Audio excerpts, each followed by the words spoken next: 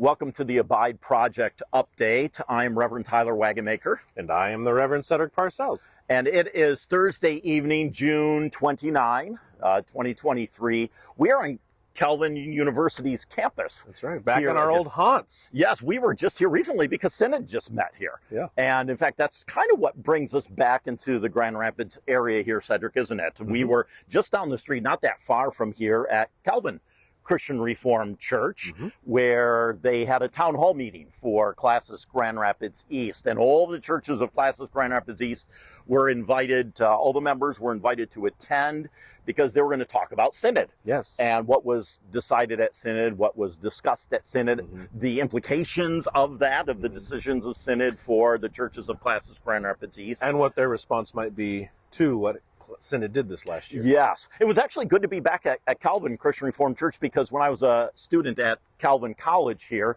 on Sunday nights for worship service, I would drive down to Calvin Christian Reformed Church and worship there oftentimes. And so it was good to be in that sanctuary. Yeah, and I'd never been there before. I drive by it a number of times. I've always wondered what it was like, and yeah, it's a very nice sanctuary, very nice facility. It started out, actually, they wanted everyone to meet in their fellowship hall. They had a lot of chairs set up, a couple hundred chairs. That wasn't going to happen. That was not, they quickly discovered that was not enough. They underestimated, and they said that we didn't think there would be this level of interest. They were very thankful for that. And so they moved it to the sanctuary, filled up the sanctuary, Cedric, pretty much. I would say there were over 500 or so in attendance. And so it was very well attended. So they began, how did they begin that evening? After singing. We sang two songs, two hymns. And it's always nice to have a large group of people singing. It is. This is my Father's world. Yes, beautiful. Yeah. And so the meeting basically had three parts to it. And the first part was they had given out a handout that sort of summarized what the Synod had done with regard to the HSR report and confessional status, and about Neeland and Classis Grand Rapids East, and then about Gravamina. And so the first part was just sort of going through that piece of paper and explaining what had gone down.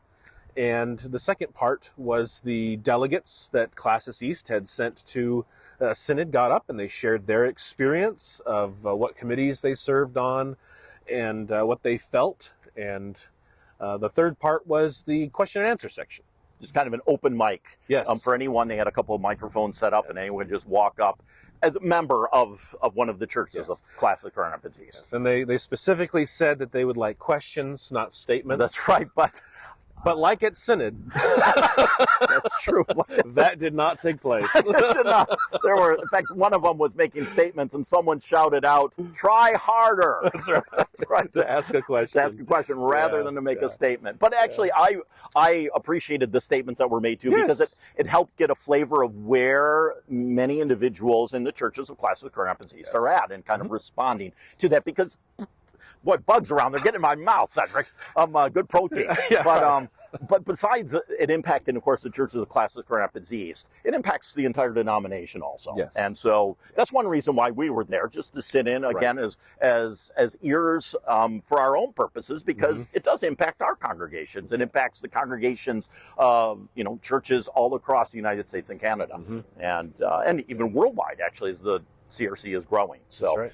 So with interest, we were there just listening, taking notes about everything that was said, reading the handouts and listening to that. Anything on the handout specifically, again, too, that caught your attention, Cedric, as they were kind of going through the, again, what Synod decided and...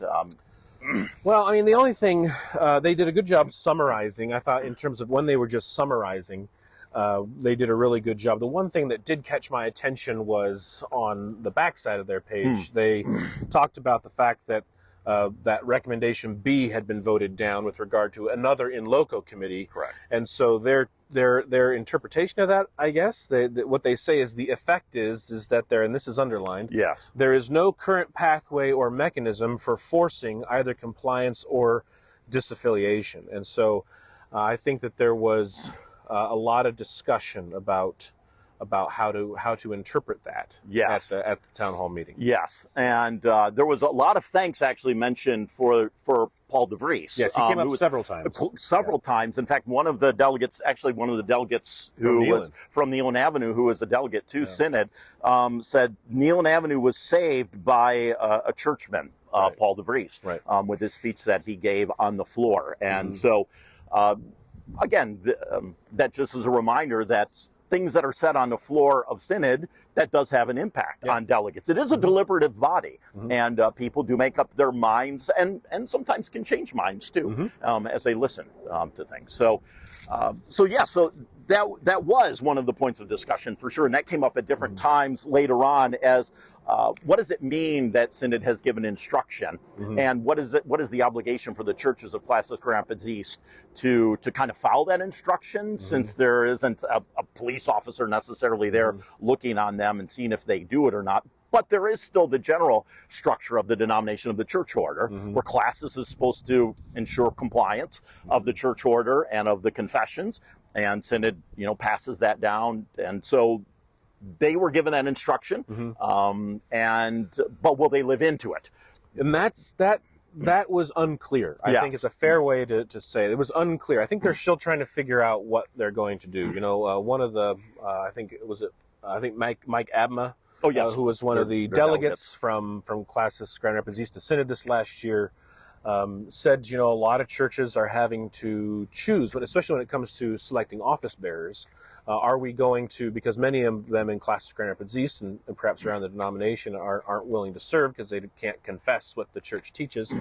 And so they're having to leave people off the list for elders and deacons. So are we going to be a functioning church and disregard what Synod told us to do, he said, or are we going to be a non-functioning church and do what Synod told us to do? And he seemed to suggest that. Well, he did suggest just outright. Okay, he did suggest that some churches were simply just going to disregard what Synod told them to do, and just very matter of factly, as part of that. Yeah. Now they are getting together a committee. That's something they mentioned tonight, that the Wednesday following Synod, the pastors, all the pastors of Classis Rapids East, the churches were invited, and over 30 of them got together, and we're just kind of talking about what's next step for our churches. And so they are going to be creating a committee that is meeting already next week, Wednesday, and is going to be talking about where do we go from here. Everything's on the table, it sounds like. Yes, everything. And that really was... that was said that everything's on the table, and how they're going to respond, and that's where I think they're searching for their response at this point, because there were some people who were there, and when they got up, they said, we're CRC to the core. This is our identity. That's why we're staying in the Christian Reformed Church. And then other people got up and said, we can't keep doing this. We should look into disaffiliation. And so there's the whole gamut there in Classis Grand Rapids East, I think. Yes. And Payne, one of those in attendance mentioned from Church of the Servant that they just had a meeting this past Sunday, and they were talking about Synod as a congregation, and it was mentioned about how there's going to be pain regardless, wherever you're going to be on this, and so there was a pain. I'm trying to look at this quote here, that the pain of leaving the Christian Reformed Church, and their churches exploring that, the pain of leaving the CRC will be borne by those who had the power, and it was said at their meeting. However, but the pain of staying in the Christian Reformed Church will be borne by the queer members of the CRC, it was said, by that individual. And so they have a lot to weigh as to the direction where they want to go in terms of ministry. And that really was, one of the people who got up, who's the leader of All One Body, Art Youngsma. He was one of the members who said, we can't just keep doing this indefinitely. The All One Body has been doing this for 12 years, and this is where we've gotten after 12 years. And he said, people are, in his opinion, people are being hurt by the theology of the Christian Reformed Church, and people shouldn't have to deal with this confessional status issue. And so he really encouraged people to really consider maybe going to the RCA or working on Correct. some kind of, relationship with the RCA. And so there's a lot that they're weighing right now. They're having a hard time finding office bearers. They're concerned about whether or not being in this denomination is harming people in their congregations. And also, some of the people got up and said people are leaving. Yes. They're leaving our churches, right, because of Synod's decision on this. Right. And so they're feeling more of the stress, although they did mention Classis Rapids East is a safe class, as they said. Yep. We do ministry well together. We realize that there are some classes and some churches where they don't have that kind of safety, right, and where it's much more difficult. Yeah. And they were kind of grieving for those classes, yes, and those churches. And there was some conversation about this committee, I guess, that the committee they're putting together of maybe reaching out to those other churches in some of those classes, yes, even across the border in Canada, and collaborating with each other in some way to figure out what they want to do moving forward. That's part of their doing a Zoom meeting, and I presume a lot of that is because those who are scattered across the United States and Canada, to kind of have that collaboration and talk. Again, collectively, maybe do we go into the RCA, or collectively, it's been floated, do we create our own denomination if we determine that the CRC, with its confessional position, is something that we just can't do ministry in anymore, in good conscience. Right. Yeah. And again, that Art Youngsma, he did mention, he kind of singled out very specifically that Better Together, that which Classis Rapids East funded yes, to the tune of one of their more recent and classes even meetings. and even at this meeting encouraged people to get involved in. Yes, yeah. But he said that doesn't work because you're harmed. This Better Together in many ways is harming right, our LGBT Q plus right, members in our congregation, in our community, right, our witness, yeah, he said, our kind of ministry. Yeah. One of the delegates also to Synod from Classis Rapids East, he said, I wish we could just almost stop talking about this and we could just really focus on Jesus. He right, said, if we could just focus on Jesus, then as if human sexuality issue is a peripheral issue where we can agree to disagree, right, and kneeling can do its thing and other churches can do, it's kind of like a local option. Right.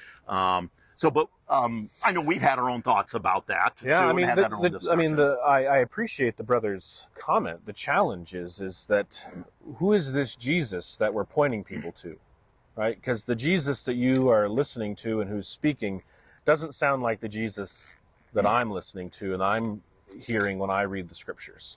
And so if our unity is supposed to be found in pointing people to Jesus, we may be pointing people to two different Jesuses. And, there was one member who got up of Classis Rapids East and said, I don't recognize this church anymore. I don't recognize my faith in this church. And I wonder whether or not that's simply the case, that we do have two divergent understandings of the faith, yes, and incompatible, yes, understandings of the faith. And continuing to try to be better together is simply going to harm people, and not just LGBTQ people who are on the more affirming side, but also LGBTQ people who are on the conservative side, who are saying, I can't be part of a church that isn't going to uphold me and strengthen me and tell me that I'm walking in the way of the Lord. Yes. I need your support. And one of the members got up and said yes, that. Yes. So you're trying to please everyone is not a winning strategy here. And one of those in attendance also said, as they thought about what does it look like to live into this, if we're going to be part of the Christian Reformed Church, we shouldn't take an approach where Synod needs to create a hammer almost to right, force us to do it. It right, gave instruction, and their summary sheet mentioned that. And that individual got up and he said, we should really be adults on this, and that's the language he used, in terms of saying that we shouldn't be forced to do something. We right, should receive the instruction and say, yes, we will do it because we've been instructed. We're not going to wait till we're forced to do something. Right. And that's part of just being an adult, he said. Yeah. We don't need to, and as opposed to, I guess, maybe someone who's still younger and looking to escape, perhaps, right, and get away with something. And there was some talk about people's concern about Synod and being involved in church discipline, and I think we have a difference of understanding of what the courts of the church are for. But nevertheless, talking about not wanting to see synod become an imperial synod or an authoritarian synod and start doing church discipline. Well, it just seems to me that continually rejecting what synod says is just going to be something that spurs synod on to move more in that direction. So by trying to resist, you might actually create more of what you're trying to avoid. And that's the irony of it all too. They were lamenting synod becoming that kind of authoritarian, and in many ways again, but they're forcing it by them admitting, which they did too earlier, saying we're going to disregard synod in order to be our functional kind of churches. So some churches are going to choose that direction. Yes. But there was one thing that came up Mike Abma brought up with regard to Rita from Classis Quinti. She had got Synod. at You're talking Synod, about yeah. So Mike got up and he talked about Rita at Classis from Classis Quinti on Synod, and she asked Steve Zwart, can my boys who are not sure about this, and my grandchildren who aren't sure about this, can they remain members of the Christian Reformed Church? Can they make profession of faith? And at the town hall meeting, that was sort of just left hanging there as if there's not an answer to that. Oh, tonight. Yeah, tonight yeah. There was, and at Synod, to be fair, yes. It was left. And one of the things I would encourage people to do is to go and listen to my podcast, little plug there, which is the Confessing Calvinist. Oh, you even gave us the name of the podcast. So, okay, I was wondering if that was going to come. There it was. And the reason for this is because Synod 1964 dealt with this. And there was a Reformed Baptist couple that wanted to join the Christian Reformed Church, and one of the ministers in Classis Muskegon protested and said, how can we allow Reformed Baptists into the Christian Reformed Church? And Synod said, calm down, brother. Churches have the right, consistories have the right to allow people who are not in full agreement with our confessions to join the Christian Reformed Church. And it's explained that there were three basic reasons why they thought this was acceptable. One was because the Reformed Baptist couple was otherwise reformed in agreement with our confessions. Second was that they were willing to be taught. And third was that they had made a promise that they would not advocate against the teaching of the church. And so, and these are for members, not office exactly bearers, right. which is the difference. Right. Yes. Synod did not say that office bearers are allowed to take exception to the confessions. The understanding is that the office bearers in this church are going to lead these members into the truth of what we confess about Scripture. Which is why these members need to have a teachable spirit to say, I'm willing to be corrected, I'm willing to learn. Exactly. And because office bearers are supposed to not only just not contradict the confessions, but they're supposed to promote it and defend it. Right. And so that's something they take a promise. So the answer to Rita's question is yes, your sons can be in the Christian Reformed Church if they're unsure. Yes, your grandchildren can be in the Christian Reformed Church if they're unsure. The one thing they cannot be is office bearers. And so that has been the understanding. That's been the way the Christian Reformed Church has been working for at least since 1964, and they seem to think that this was common knowledge. So I think that it's important to get that out there, because it keeps this, the more we put this question out there and it's not being answered, I just think to myself, there are good answers to these questions. Our denomination has struggled with this in the past and come up with really good answers. Yeah. So, well, we're starting to lose our daylight here, Cedric, and I'm seeing the moon with a little bit of haze of smoke because Canadian wildfires, the smoke has been blanketing our area the past couple of days. In fact, we're probably risking our lives almost, they say, by being out here breathing this air. It's like smoking a couple of cigarettes. So, I know. I gave up smoking when I got married, and just look at this. I could have been doing this. Well, it's good you did. It is good you did that. So, but that's just a reminder that a lot of things happen outside of specific issues in the Christian Reformed Church that impacts a lot of people's lives, up in Canada being one of those. And so that's just always a reminder that we have a lot to pray about, not only this sort of issue, not only with Classis Rapids East and the CRC, but more broadly in our world today. And so always an encouragement to keep on praying. I think that does it for us here this evening then. Yes.